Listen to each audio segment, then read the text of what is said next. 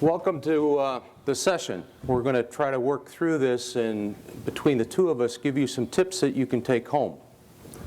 What I'd like to do to start with is I'd like you to imagine for a moment you're driving in an automobile. You're in a dark rural road. Your GPS isn't working. There's no lights. There's no lines on the road. The road is windy. You're so far out from everywhere you can't even phone a friend. You have to be somewhere at a certain time, and you have no idea where you're at. Sometimes problem shooting on a machine can be just like that.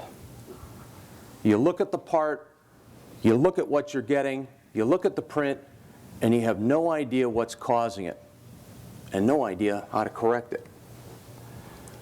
What we're going to do is we're going to walk you through some of the things that I see from my perspective of my years in the tooling end of the industry.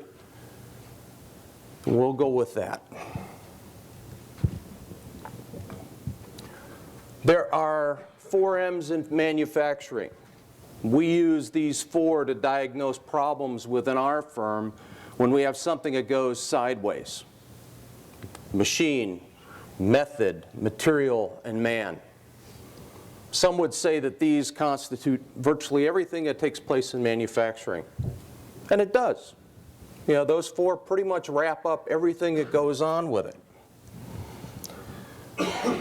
In my world, I see that there are 3 problem areas when you're making parts that make up about 90% of the problems. It's rare to end up with some of the other ones. They can happen. You can know they're going to happen. You have a machine that's not functioning well. You know that that doesn't function well. You've run another part. You ran a different job before it. You had the same problems. You have an idea what's there. But when everything else is running well, these 3 are pretty much it. Size control, part finish, and tool life. If you could take these out of the formula, life could be a very easy thing to do. With size control, one of the components, and these are the ones that play in for size control, would be machine rigidity, the feed rate being used, the speed, material removal, the material itself that you're machining, the chip load that you're using, and the tool.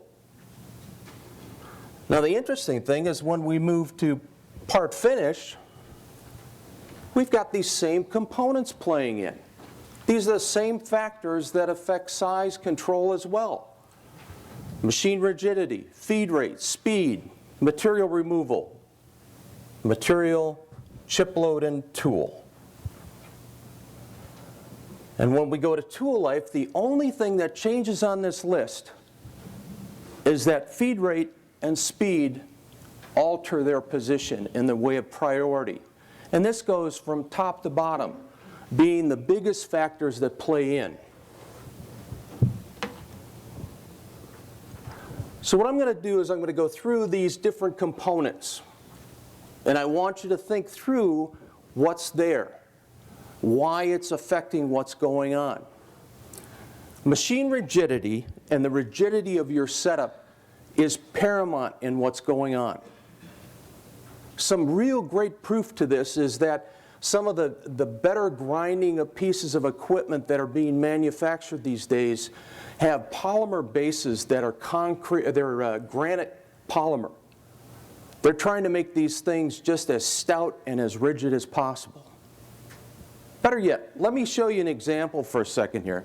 Jim, can you step up there? This is our bar of stock, okay? If I give this to Jim and I say, hold on to the end of this thing and don't let it move. Hold it back here, okay? If I'm going to control this thing, he can't hold it real well. Now if I get him to slide up and I'm only up in here, now it's a lot more resistance for me to do it. The other thing is that my pressure this way, he's got a lot more control over it. There's a lot more rigidity because there's no leverage that you would have from the side. Rigidity is a real big function. Thanks, Jim. You can keep that. Hope it's cold. Keep it short. Make sure that everything on your machine is clean. You don't want chips. You ought to make sure that you don't have anything in the way when you start doing a setup. Cleanliness is very important. Don't over tighten. When we first moved our plant to Michigan, I had a couple of young guys that just figured that they had to just snug the snot out of those bolts. And then we kept shearing off bolts on some of the equipment. And I finally ended up taking the wrenches and cutting off a couple inches on the back end of them. Got them tight. They no longer sheared them off. They do have to be snug, but you don't want to over tighten them. Try to make your heavy cuts from the end. I showed you with Jim here that if we are making real heavy cuts, if we can go in the axis of the workpiece, we can take off more material because we're taking advantage of the pressure being created, and it actually will, in a lot of cases, will cause your holding, your collet or your chuck to actually grip tighter if you're coming from the end.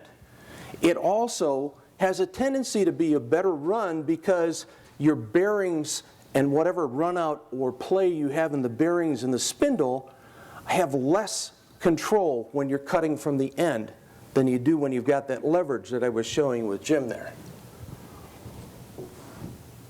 And if your machine and your setup are loose, you're going to suffer. Everything is going to suffer all the way through it. All three of those components.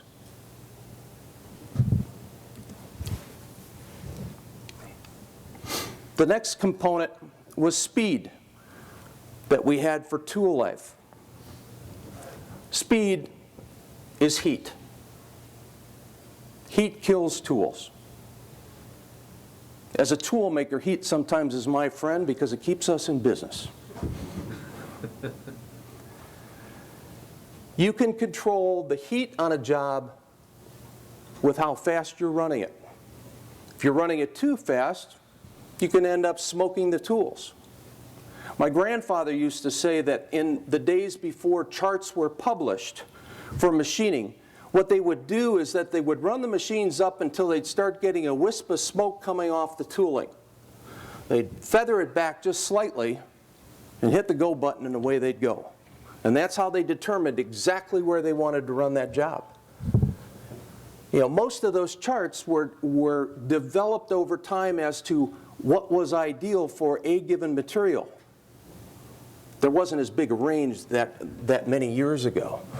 You know, you're talking 60, 70 years ago. Speeds on some equipment, you don't have a control that as you move from, say, a 2-inch diameter down to a 1/2-inch diameter, that unless you've got a spindle that tends to pick up and maintain your RPM, you're going to end up starting to drop as you get closer to the center of the workpiece. This can be a big issue in the way of not having enough speed. And that's why when a job is laid out, it's imperative that the engineer that's doing the programming or doing the figuring on what's appropriate for the machine has to look not only at the OD tooling, but the ID tooling if there's going to be an overlap. Now, if you're running a single spindle CNC machine, you're probably doing one operation at a time and you can dial it in perfectly for that tool. But even with the newer CNC multi-axis machines, you've got the ability that you may have some forming going on while you're drilling. And it's important that you maintain the speed appropriate for both tools. On the old CAM machines, which is really my area of expertise more so, it would be that you had to go through and pick out what would be optimal. And at best, you might have 4 options on a 4-speed machine. If your speed is too high, it leads to tool failure, loss of size control, and a bad finish. Part of that is the fact and a very basic understanding of the cutting properties that take place. And you're welcome.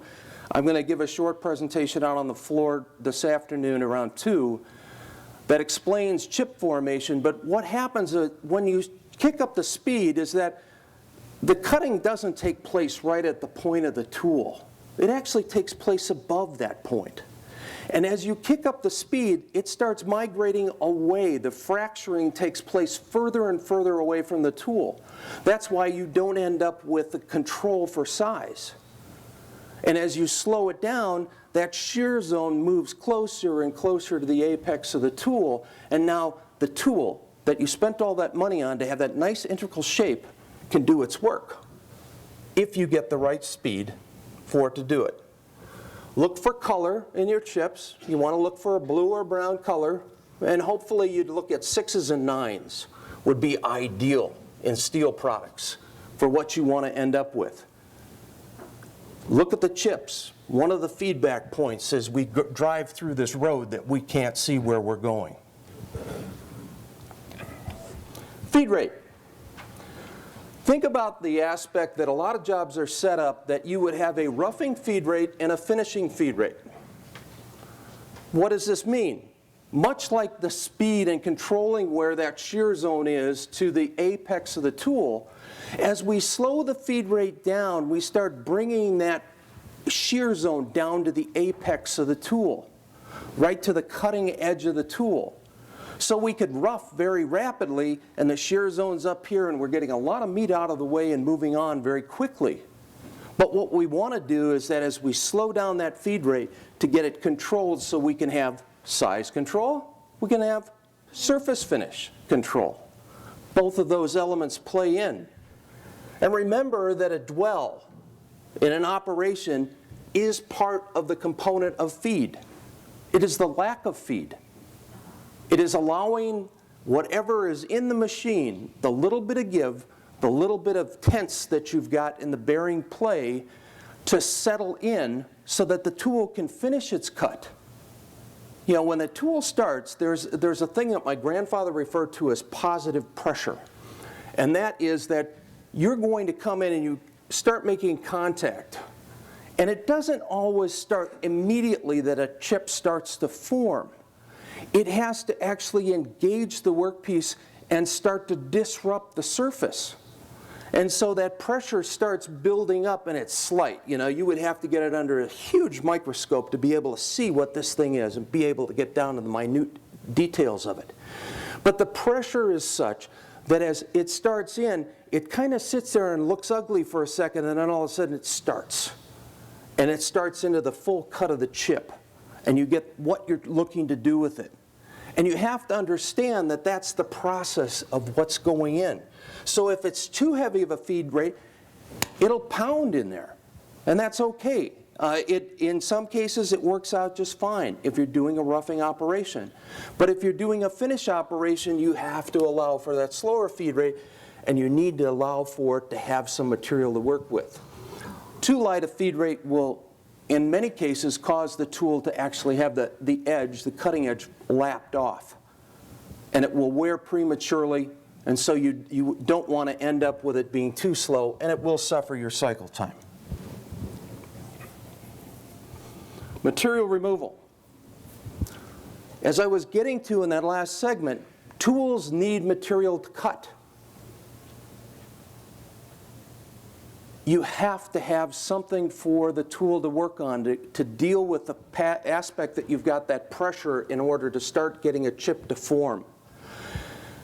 You can't always control what you want to do, but the more you can control it, you will end up with a situation where your outcome will be vastly improved.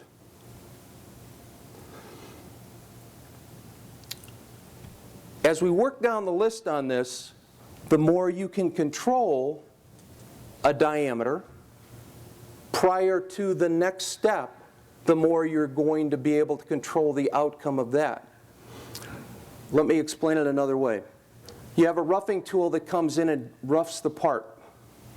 If you can control this consistency of the roughing operation so that every time it's holding size where you know it's going to be, you can then, when you go back to shave the part, if you're going to shave it, you're going to have a better control over that shave tool, because now the amount of cut is going to be consistent.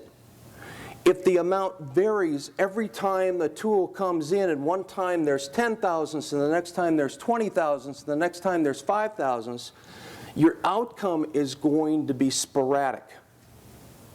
So by controlling the process and having your roughing tool get to a point that is consistent, and you can know that it's consistent, you're going to find that your finishing improves with the following tool that will proceed after it.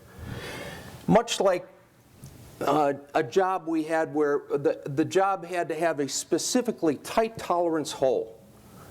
The hole was drilled, and instead of just going in and reaming the hole that would normally size the hole, we went in and bored the hole in and out to straighten out the hole, because a drill doesn't cut a straight hole. And the reamer is just going to follow whatever's there. But by adding the boring operation for this specific job, we could control the reamer so that not only did it hold within the tenths that we were trying to get it to hold, but it would also end up that it was perfectly straight. And that doesn't always happen with a reamer. General guideline, you want to leave 5 to 10 on a side, whether you're forming the inside of a part or the outside of a part, if you're going to do additional machining to it. If you get into real small diameter reamers, okay, you can probably cheat down a little bit, just simply because you've got a chip load problem. But generally speaking, if you're not leaving 5 to 10 on a side, you're going to have problems in getting that tool to take that little bit off that's going to be coming in. That can be a big issue.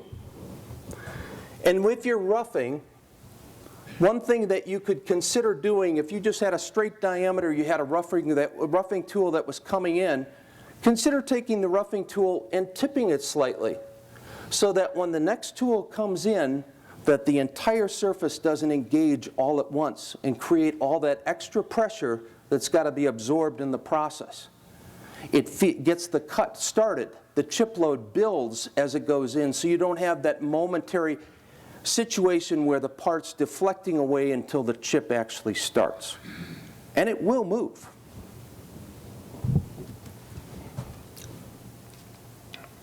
Material. This is Miles' favorite area. You know, he will quickly tell you many details about material. Material these days, because of the quality aspects of what's being built, it rarely becomes the issue. But it can play in on your size control, your part finish, and your tool life. Switching lots, some of you out here have probably experienced this. The job's running great, you get a new load of steel in, it's all within the specs of what's built, and all of a sudden you can't run the same parts. Nothing's changed on the setup. You put a new bar in and it doesn't work. And the chemistry is just a little bit different. And that can be just enough to cause the problem. Material temperatures. Those of you like myself who live in the northern climate know that if you have a cold bar of material, it can do hell to a tool. It will quickly chew up a tool that otherwise would not be a problem. And that's why a lot of firms that have a area that is warmer or quiet, it ends up where they will bring the material in and get it to the same room temperature as the machine that it's running. So that as they go to grab a bar out of the next load, that they're not dealing with that temperature difference. And that temperature difference can make that material just hard. And it will eat the tools alive. In the old days, not now, but in the old days, there was far more scale on material. You can end up with it if you've got some old aluminum that's laying around, some 6061 that hasn't been used for a while. You decide to burn it up on a job, and the outside, as Miles will share, is a lot like sandpaper or grinding wheel. It's aluminum oxide. And that impurity on the outside of the bar can do a real big job on destroying your finished tools. So if you're dealing with a bar stock that is got a lot of contaminants, or it's got an oxide on the outside, consider some kind of roughing operation. Anything to take a light cut off the OD to remove that impurity. Wipe the bars before they go in the machine. They will all add to your tool life. And if you can control the tool life, your size is going to be controlled and your finish is going to get better. Chip load. I was asked to come into a shop in the Midwest. They closed down production for a couple hours and let me talk, which was really nice of them. After the presentation, one of the people from the shop floor came in and said, "Can you help us? We've got this job. We built the tool." They had a really nice tool room. You know, that was like a no-winner for me because I wasn't going to be able to sell them anything. But it was all right. You know, they're part of the association. I felt good about being able to go in and help them. Nice looking tool. They said, when we first built this, we put it in the machine, this shave tool. It was just gorgeous. Boy, it worked like a charm. I said, well, do you have the tool? Can I see it? He pulls it out of his pocket, wrapped up in one of the shop rags, and I look at the thing, and instead of having a face that was completely flat and ground like most people do, or a little bit of a hook on it, it wasn't straight anymore. What had happened is that they had sharpened it, so the face of it was kicked back because they were only dealing with sharpening where the chip was. And I looked at it and I said, you know, is this thing loading up with chips when you're using it? He says, oh yeah, you know, it goes in there, and the chips are just packed in there. And we can't hold size at all. And what was happening was that there wasn't enough room for the chips to come off the shave tool. And they would load up after they started into the cut, and they'd actually deflect the part away, and so they had trouble controlling size. So I said, take it down to your tool room, have them just straighten that right up. You know, I'm going to be here for a little bit more, I got to talk to your boss, you know, and let me know. Comes back in about 15 minutes, he says, it's working like a brand new tool. And all it was is that they were being a little bit lazy about sharpening the face enough so that the chips had some place to go. You can end up with this with internal tools, that you've tried to put too many flutes into a tool, or you don't have enough depth of the flutes in the tool, so that the chips, the amount of material you're taking out, ends up after a point, it becomes like a solid rod of steel trying to push into the part. You know, adding coolant where you can flush that stuff out will help, but you've got to allow for that chip load. Consider with materials that are more difficult to cut, or they have a tendency to stick to themselves, you want to consider the use of top rake. It does surprise me when I run into a shop that will refuse to use top rake on any of their tools. So their cutting edge is set right on zero and it's just completely flat. Now this can be whether you're running form tools, internal tools, or insert single point turning. You're going to get better motion of the chip. You're going to get the chip moved away. And if you can move the chip away, you're also moving the heat away from the product and away from your tool, so the tool life is going to hold up. A nice little rule of thumb with the cutting face of a tool, especially special tools, is that the best you're going to achieve is if your cutting face of your tool is an 8 micro finish, the best, the very best you're going to hope to achieve would be a 16 on your part. So if your operators are taking their tools and poorly resharpening them, or your tool room, or wherever you're having them resharpened, and you can't put your thumbnail next to it and see the reflection of your thumb in that face of that tool, you should consider very heavily improving that process. Because the more roughness, not only does it affect the finish of the part, but it will also affect the tool life, because the smoother you get that face, less heat will go into the tool. And so the tool will last longer for you. You have the component of the tool. Obviously, if the tool's not built right, it isn't going to work. So as you're going through and you're problem solving what's there, that would be a component for you to check. Now, if you have success with having the tools done right, and they seem every time you put them in, they're dead on the money, then that may not be your first point to check with. But it's definitely a point worth checking.